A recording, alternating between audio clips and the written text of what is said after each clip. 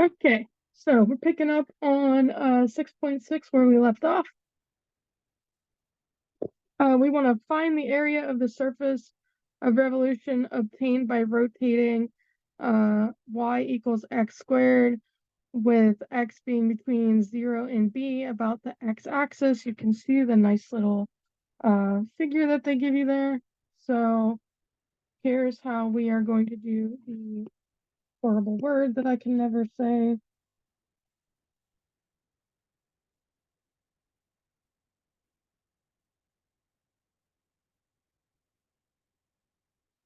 They just really were not thinking of math folk when they created that word.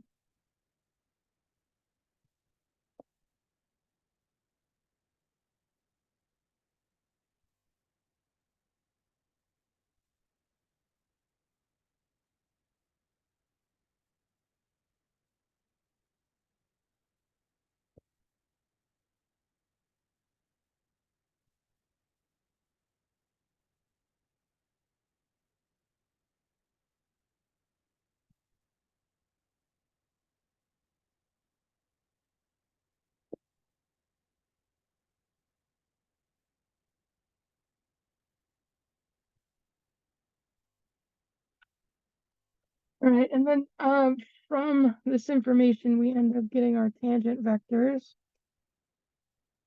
So they are, let me see if I'm gonna need to, I'm gonna try to write it all out for you. So we have tangent.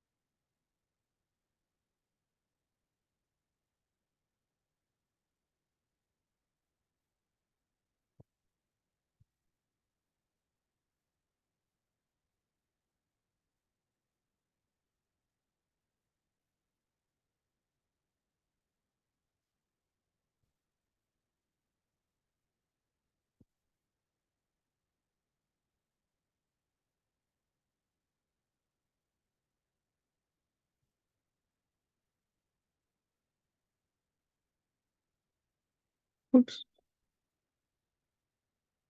sorry, skipped ahead of myself there.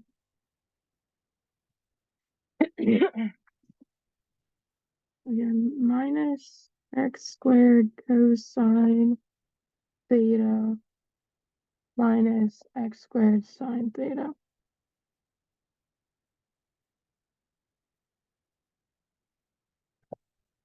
All right, and that equals 2x cubed minus x squared cosine theta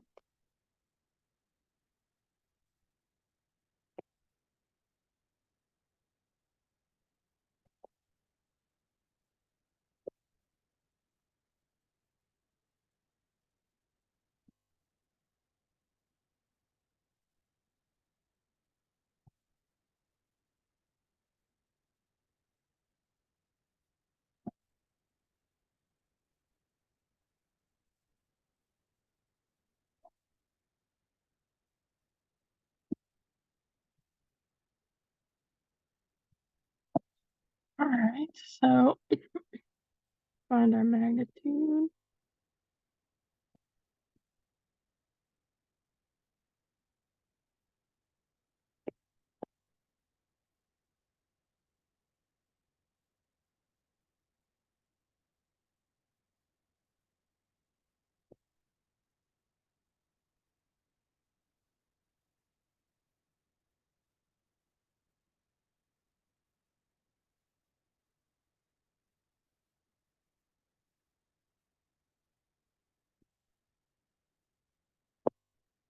right, and so now to find the area of the surface of the revolution, oops,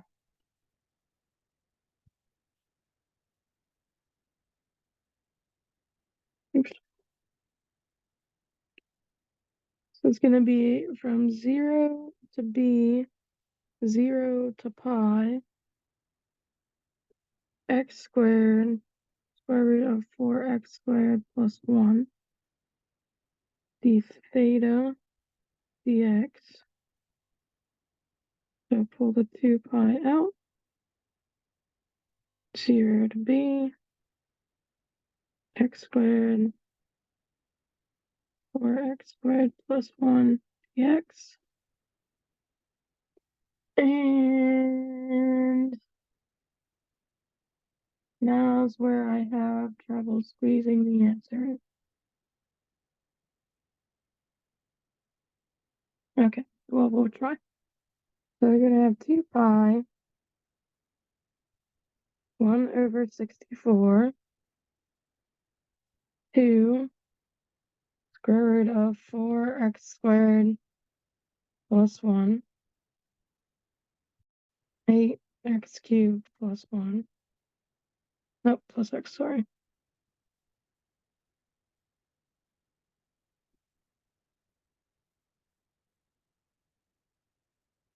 Sine h to the negative 1, 2x,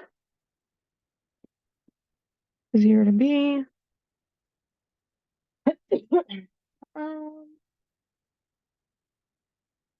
All right, so then your answer, you just basically, where you see your x's, you put in b's to get your final answer there. So it'll be, I guess I'll do it down here. 2 pi, 1 over 64, 2 square root of 4b squared plus 1, 8b cubed plus b.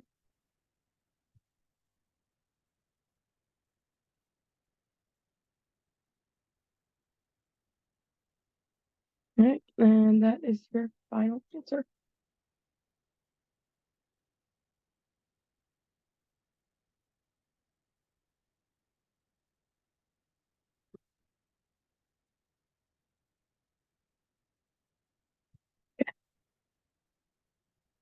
Yay!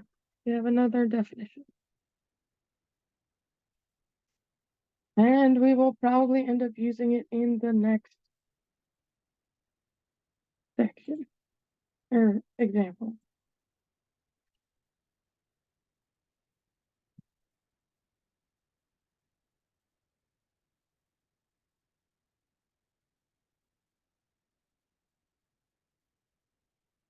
All right.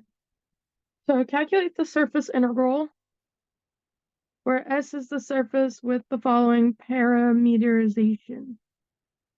All right, so notice that this parameter domain is a triangle.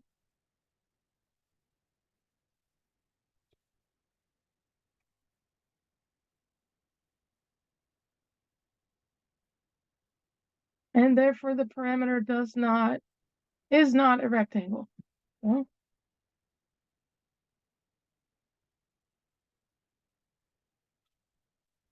So, this is not an issue though because of the equation we just talked about. So we want to use equation 6.19. Does not place any restrictions on the shape of the parameter domain. All right, so to use the equation, we first find the tangent vectors of TU and TV. Or just TU and TV. I guess they're not. I guess they're just using T's. So TU is 1, TU 0. TV is 0, 0, 1.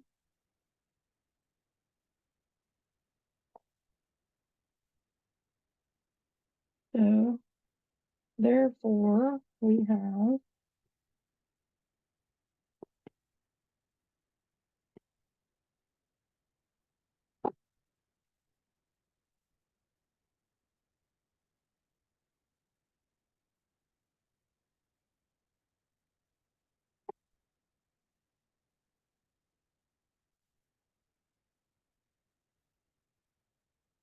okay.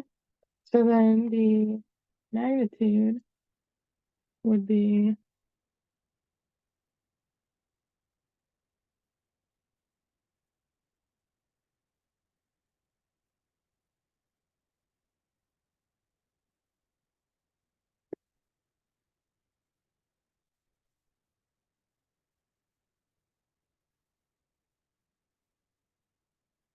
okay. All right, so let's do the area.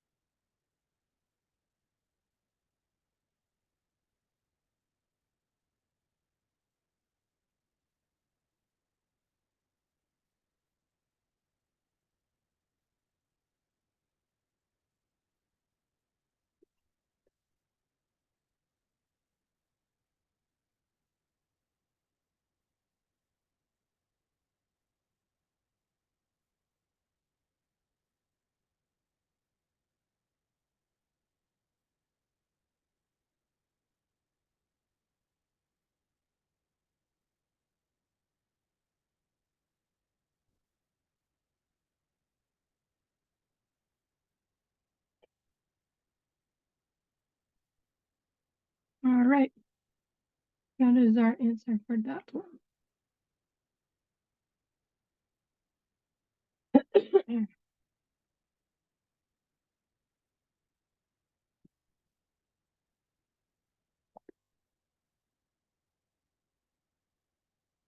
Okay, so this one says calculate the surface integral, where S is the cylinder. Okay, so the first thing you have to do is do the horrible word Paranetrization.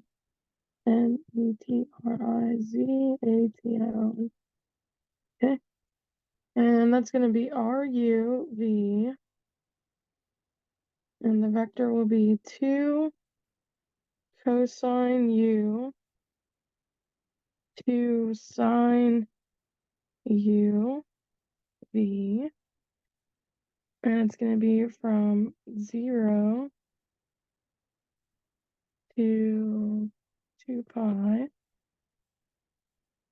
and then from 0 to V to 3. Then you have to find your tangent vectors.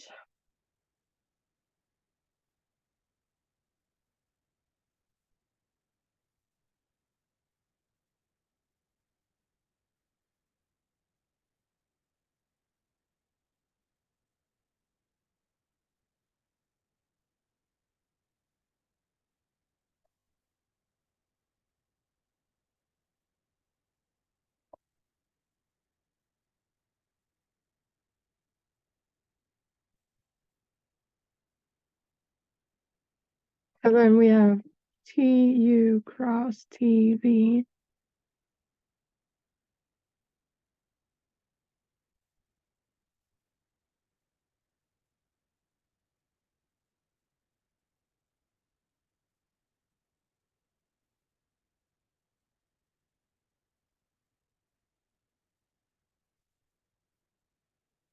And that is cosine u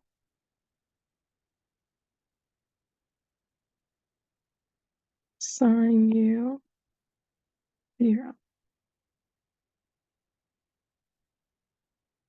Okay, so then we have the magnitude.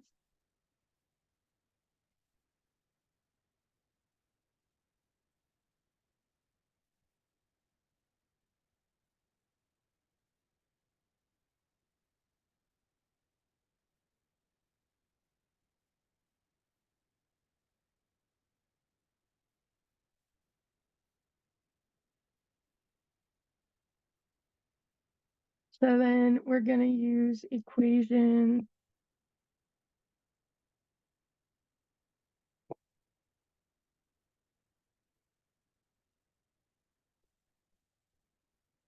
and you'll get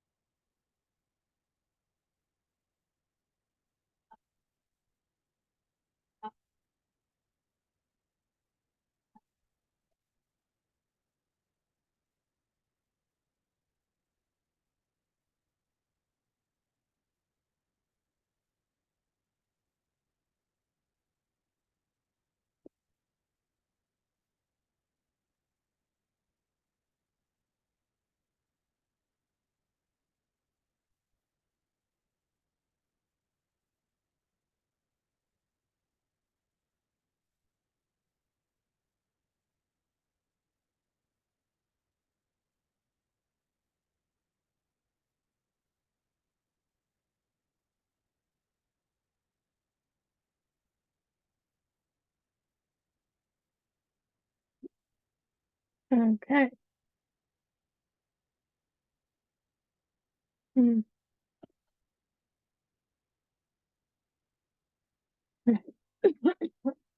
I know it's a really, really heavy example lesson, but you'll be very happy when you see the last two sections. All right, calculating the surface integral of a piece of a sphere. So we're given that information. Notice that S is not smooth, but is piecewise smooth. S can be written as the union of its S1 base and its spherical top S2. And both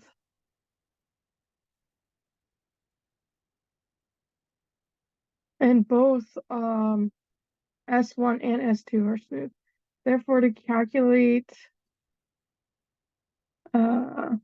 this portion,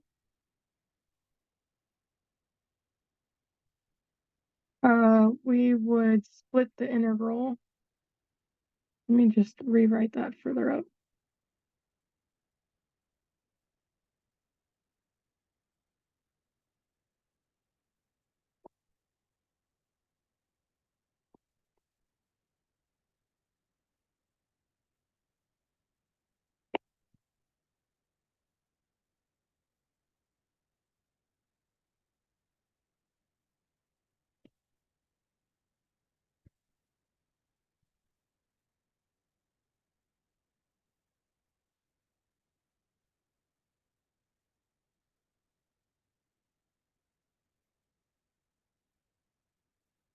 All right, so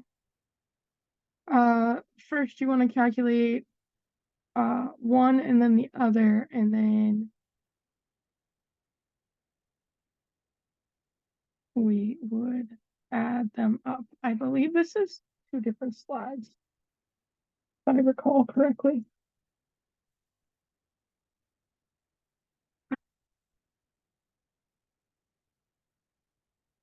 Okay.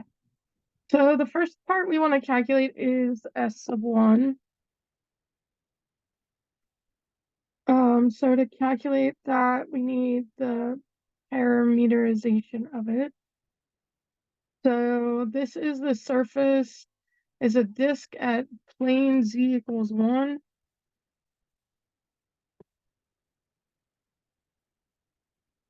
Intersects the sphere x squared y squared plus z squared, x squared plus y squared plus z squared equals 4. So we can substitute to be z equal to 1 into the equation. So it would be x squared plus y squared plus z squared equals 1. Nope, 4. So then if we put the x squared plus y squared plus 1 equal to 4, which is x squared plus y squared equals 3. So then the radius of the disk is the square root of 3.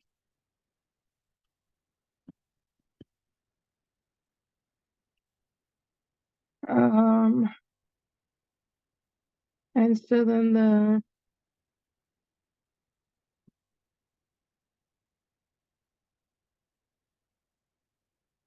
let me make sure that yeah, that goes with it.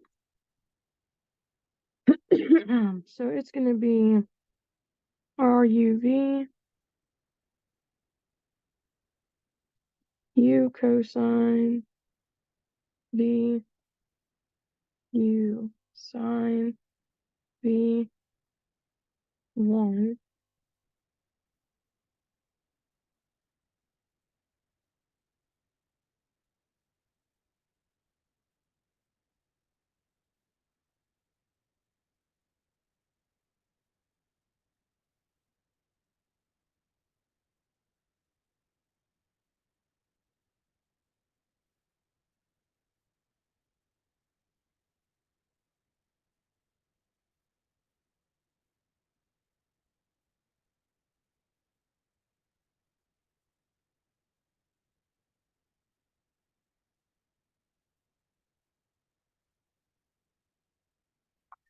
tangent vectors would then be, and do them in another color.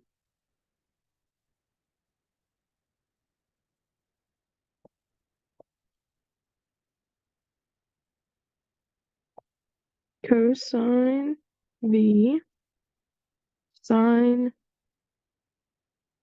V 0 P would be negative U sine V U cosine V 0. Then we would have TU cross TV.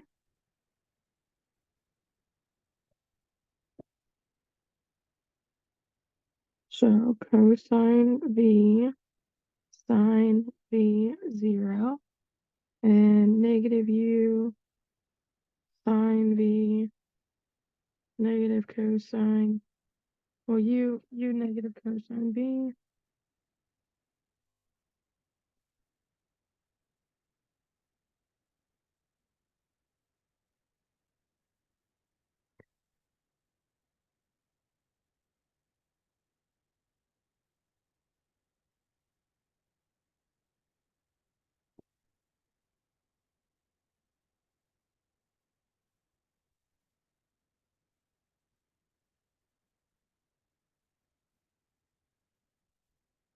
So then that equals 0, 0, U.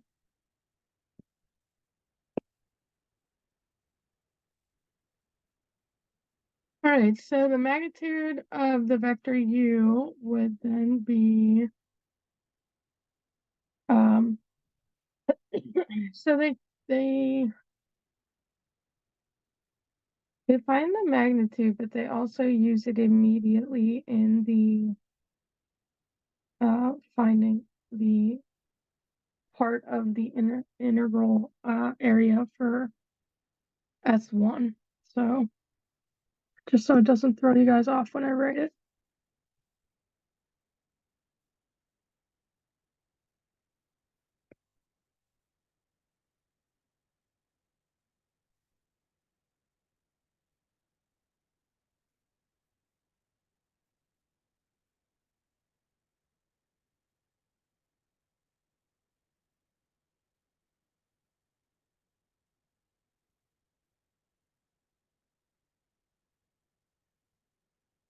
Oops. Put the R in the, put the,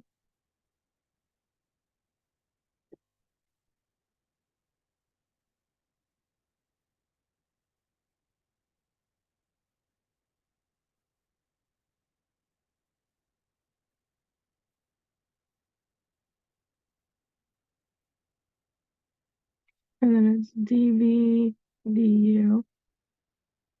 Going to be 0 to square root of 3, 0 to 2 pi, u d v du. So that's 2 pi, 0, square root of 3, u du, which makes the answer 3 pi. That is not the overall answer. That is just the answer for the first part. Okay, so now we have to calculate the second part. And I wasn't supposed to show this part yet, but I ran out of room. Surprise, surprise. So, so for S2, you would have R theta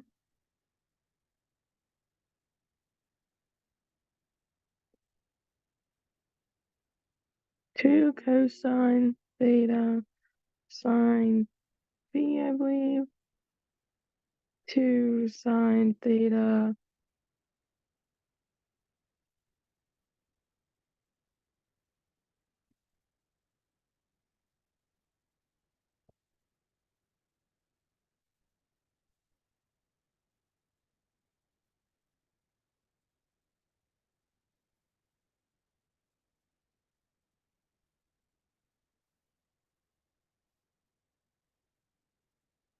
right? And then those are going to go from 0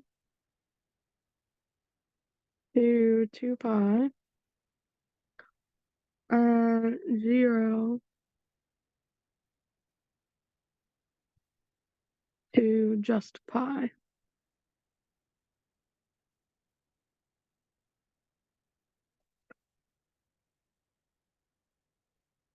All right. Since we only are taking the piece of the sphere on or above the plane Z1, we have to restrict the domain of phi to see how far this angle sweeps. Notice that the angle can be located in the right triangle of this figure. And the square root of 3 comes from the fact that the base of S is a disk with radius square root of 3.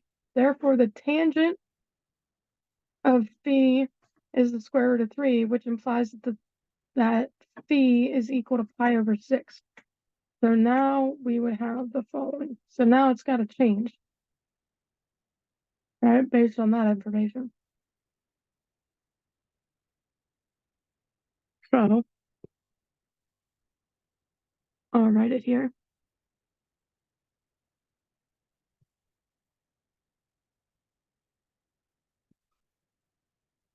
2 cosine, sorry.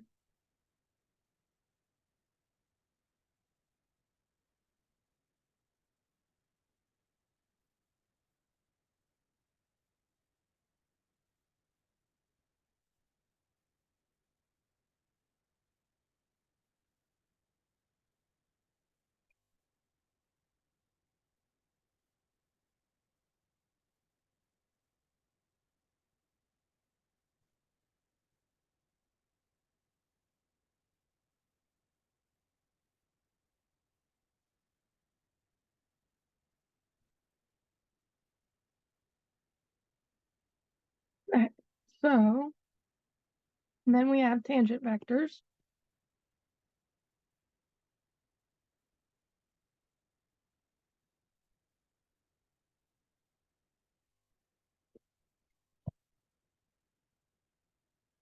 Oops, let's do the other one first.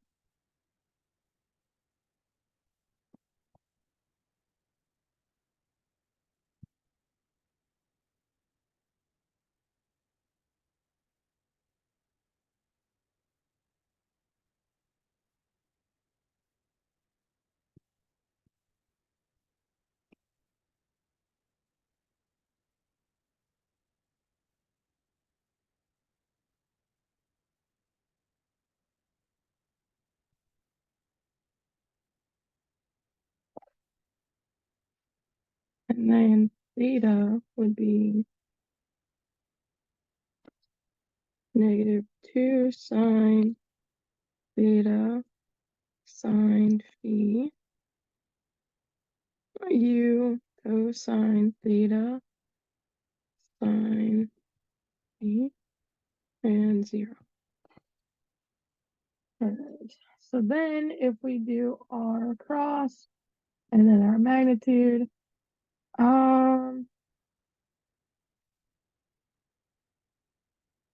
might have to pull some stuff in like I did last time.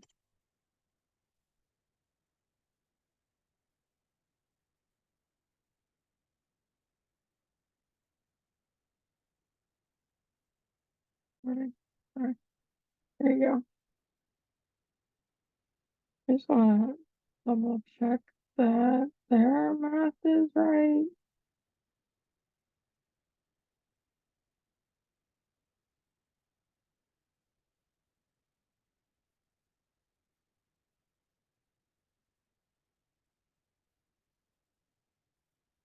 Yeah, that's what I thought. That is not, not correct. Creators of the book have. Why don't you guys do some exploration of it? You don't have to do it right now, but obviously I don't like how my answer looks. That's clearly different, but the process clearly says that it should be adding. So if you add them, all right, just gonna call it quits on that one. Analysis. In this example, we broke a surface integral over a piecewise surface into the addition of surface integrals over smooth subsurfaces. There are only two. This technique extends to finitely many smooth subsurfaces. All right. A flat sheet of metal has the shape of the following that lies where it lies. If the density of the sheet is given by the following, what is the mass of the sheet? All right, so not nearly as long. Thank goodness. Okay, so let S be the surface that describes the sheet, then the mass of the sheet is given by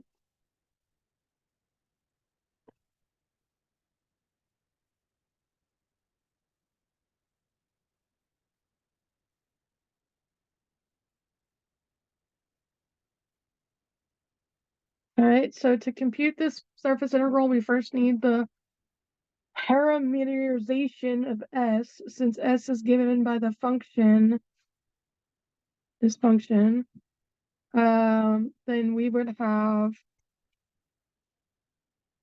R x y x y 1 plus x plus 2y, and it's going to be 0 to x 4 and then 0 y 2. The tangent vectors are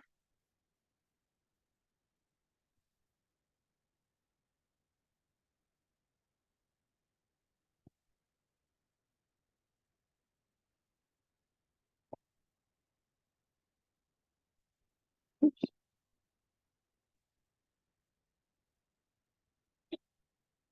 So therefore we would have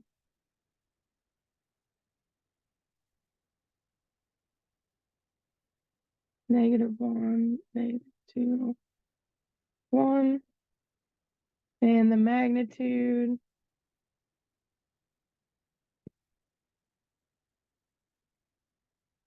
would be the square root of 6. So then by equation, that is not how you spell the word equation. 6.5, we would do m equal to ssx squared yz ds. That's going to be the square root of 6, 0 to 4, 0 to 2, x squared y 1 plus x plus 2y dy dx square root of 6, 0 to 4, 22x squared over 3 plus 2x cubed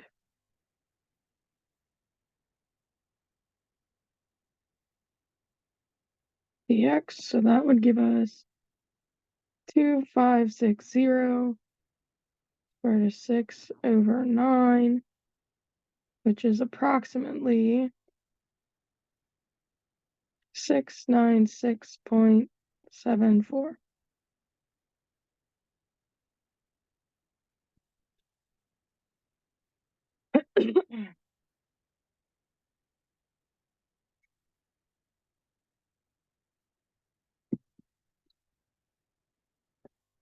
Alrighty. We are getting there very slowly. This is a very, very, very long section. My goodness. All right, so given an orientation of a cylinder, so first we need the parameterization. I really don't like that word.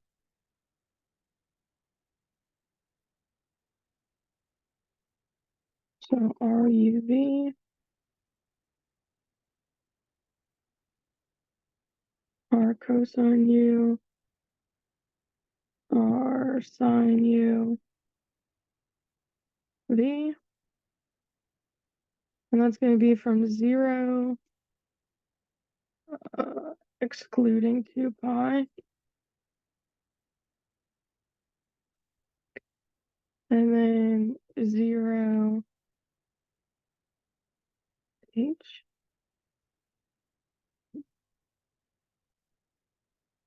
All right, so the tangent vectors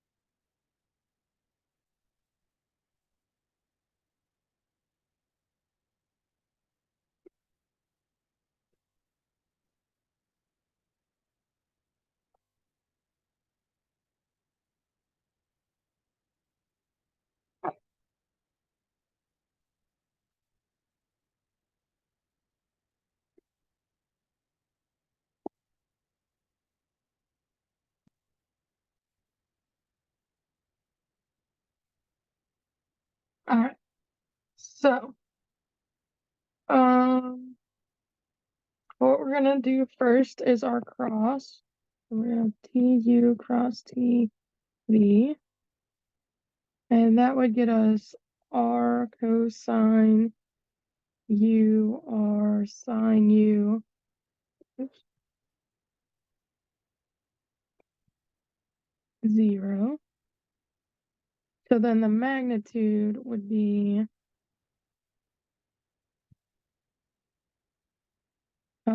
it ends up just being R. r squared cosine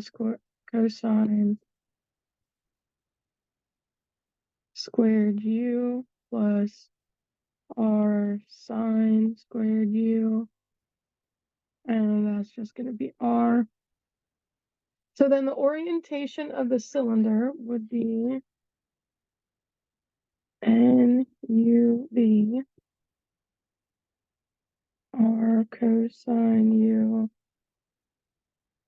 sine r sine u 0 over r, which would just end up being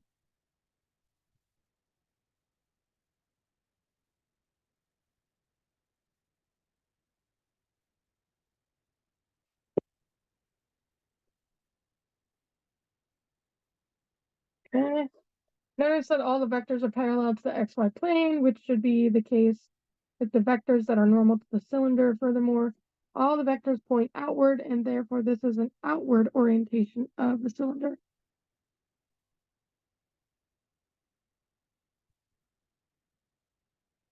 Okay, and you're gonna get to see what that looks like. Stop it. Thank you. All right, so this is what that looks like.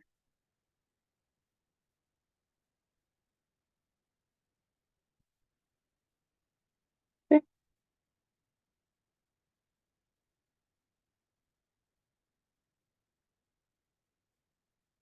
Oh yeah, another definition.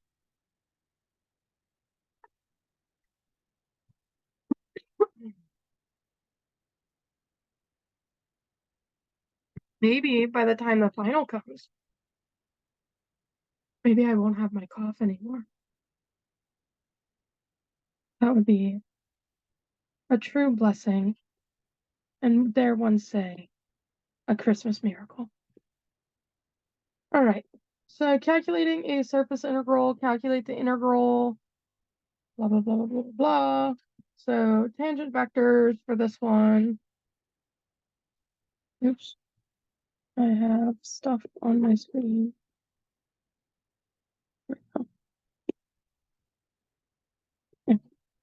So we would have TU equal to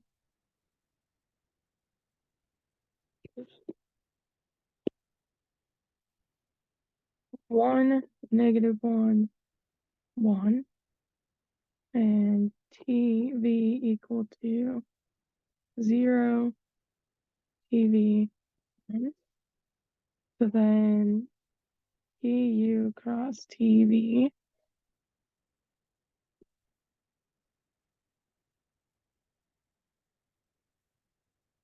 would be -1 minus 2V minus 1 2V.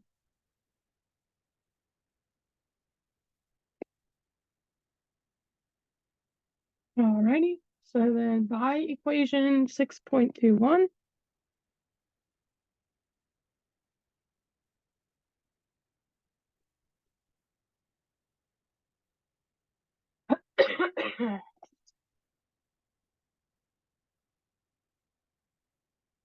oops, that's just on the bottom.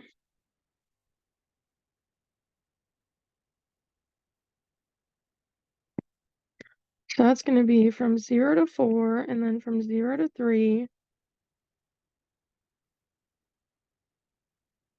F R UV dot TU cross TV DU DV.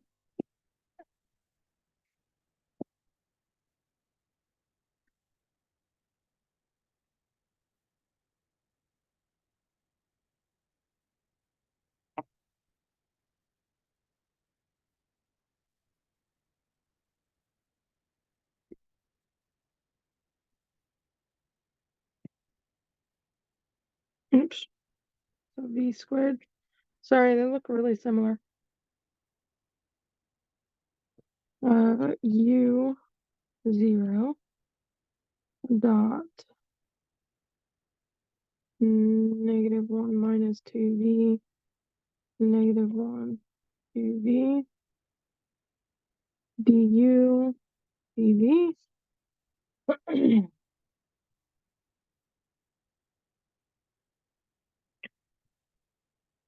Oh man, I think we're gonna bring the rest of it in and hope that we have enough.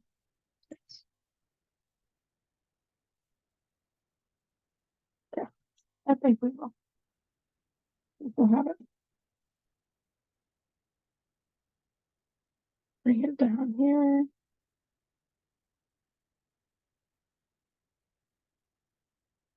Okay.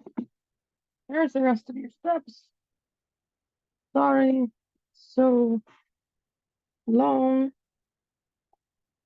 So then what we get for our answer is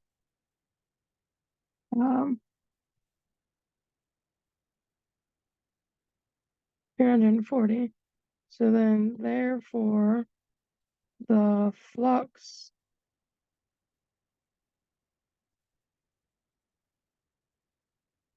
of F across S is 340.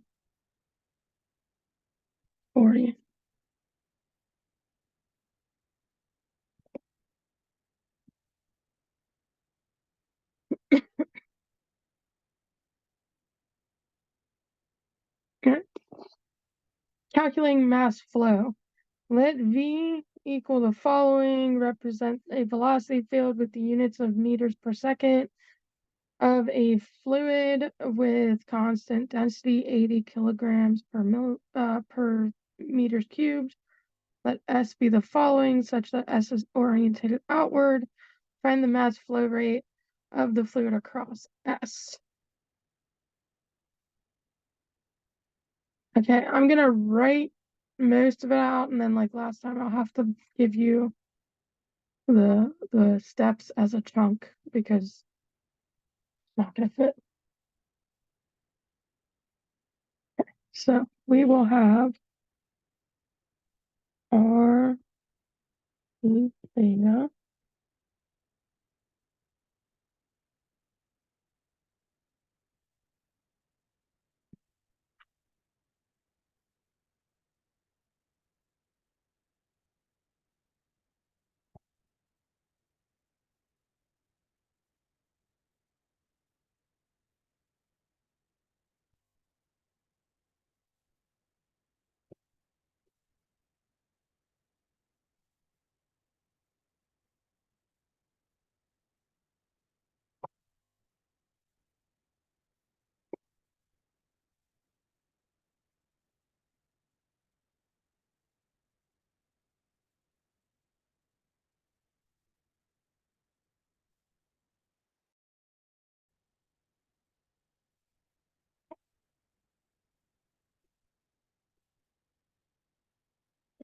I don't know what that was supposed to be.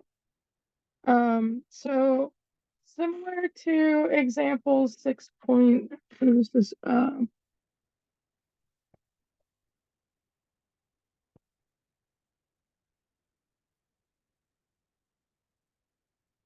Sometimes I really hate writing with this pen.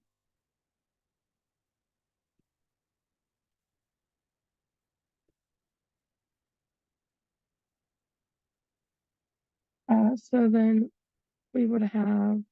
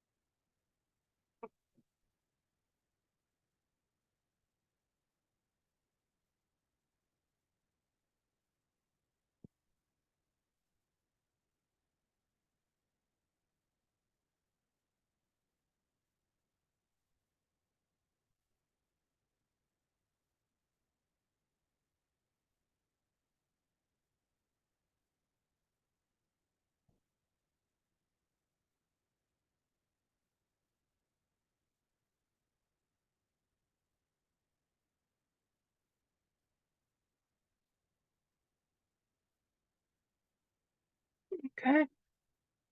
All right, now comes the part where we have to bring in the other piece.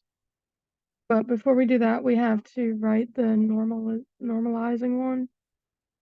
So let me write that underneath here. This is the one that shows the outward orientation. So that would be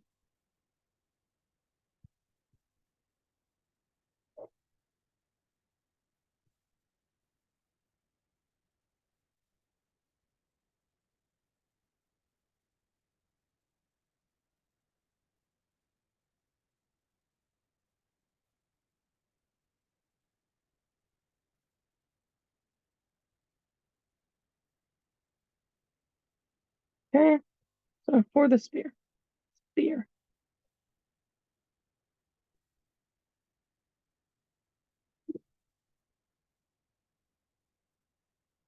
Okay. Let's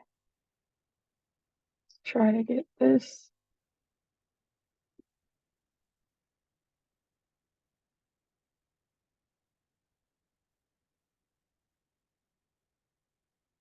Okay. And we'll bring it in, and then I'll write the answer next to it.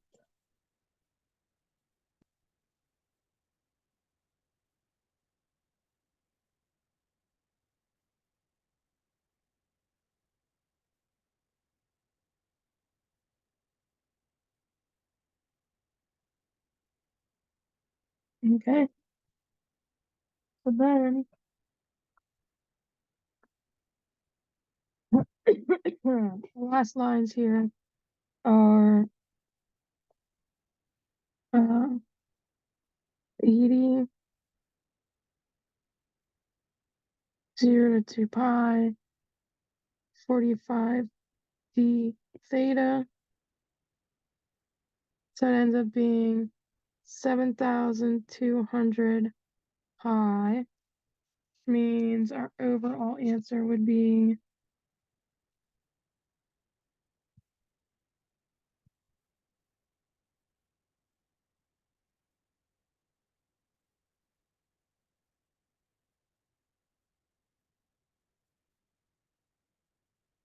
kilogram per second per meters squared. Make sure on your final, if you have something that has units, you should be giving those units. Okay.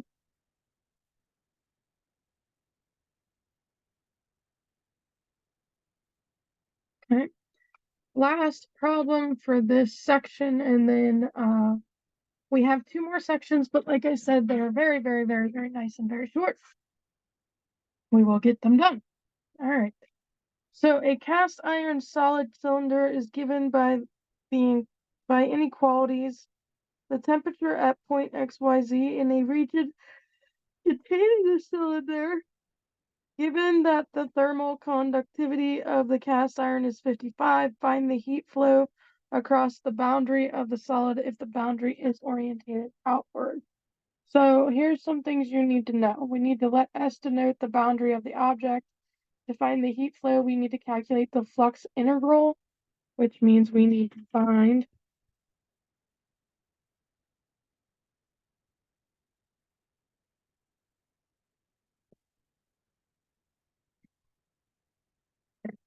negative K delta T dot ds.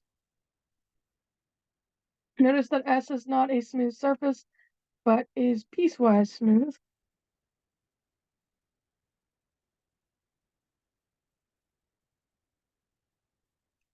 Since S is the union of the 3 smooth surfaces, the circular top and bottom and the cylindrical side, therefore we calculate 3 separate intervals, one for each of the smooth pieces of S. For calculating any intervals, note that the gradient of the temperature is T 2x z 2y z, and then x squared plus y squared. First, we consider the circular bottom of the object, which we denote as S sub 1. We can see that S sub 1 is a circle of radius 1. So S sub 1 is a circle of radius 1 centered at 0, 0, 1. Sitting in plane Z equals 1. This surface has the following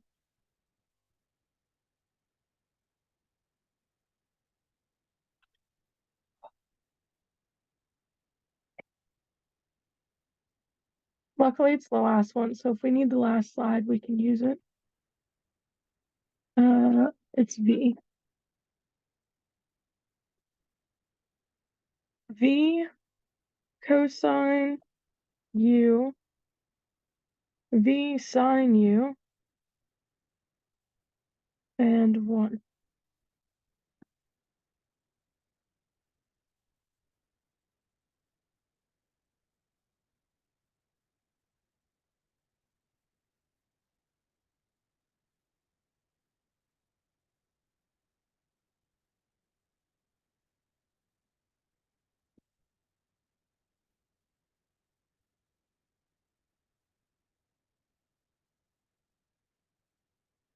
Okay. So, what that tells us, still for this part, right? Oh yeah, totally gonna need the next slide, but I'll bring in a piece as well. So I'm gonna do the T, U, and TV, and then the cross, and then I'll bring in the other piece, and then we'll have to go to the next slide. So TU would be negative V sine U, V cosine U, 0. Then TV would be cosine U, sine U, not 0, sine U, 0. And then we would have TU cross TV, which would be 0, 0 minus V sine squared U minus V cosine squared U, which is just 0, 0 negative V. Okay, so now I'm going to bring in, okay, since the surface is orientated outward and S1 is the bottom of the object, it makes sense that the vector points downward. Points downward. Everything in green is obviously S1.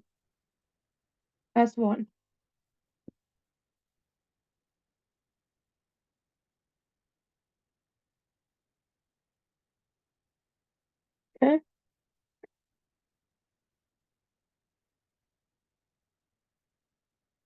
Where are you not showing up?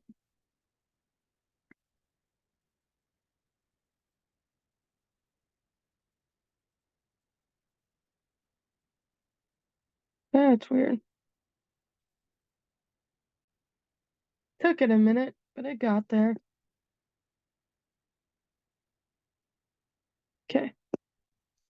All good. All right, so now let's consider the top of the object, which we're going to denote as S sub 2. And I'll write that red. So S sub 2. We can see that S sub 2 is a circle, radius 1, centered at 0, 0, 4, sitting in plane Z equals 4. So then Z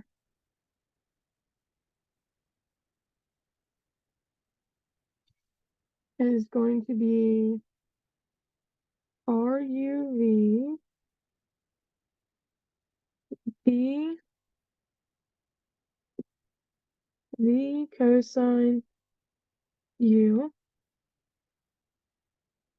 V sine U 4, and then it's 0 U 2 pi, and then 0 V 1.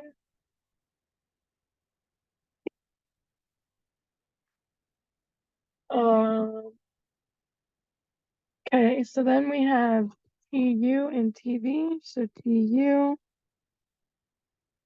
negative V sine U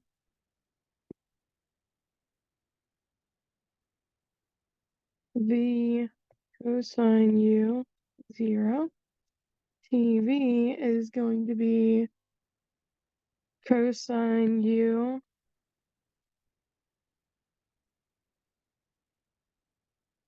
V sine U 0. So then we have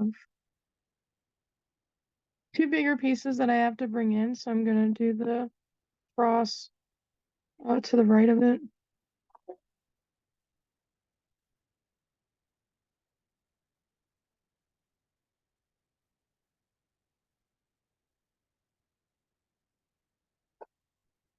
So it's going to be 0, 0, minus, it's the same thing as before.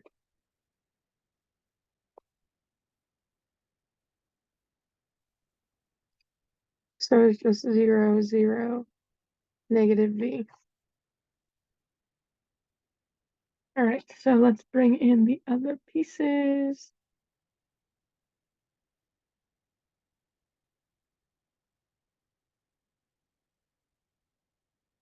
Oops, sorry.